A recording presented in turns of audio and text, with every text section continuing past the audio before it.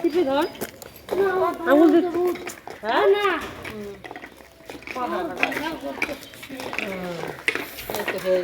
সারাদিন রেস্ট নাও এখন।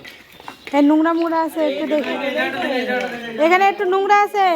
1 নম্বর 2 নম্বর এখান থেকে গাড়িতে উঠে নিতে যাও সবাই হাঁটতে লাগে। রেডি করছি এবারে মালিককে মালিক কই একই মানুষ 2 বার দিবে।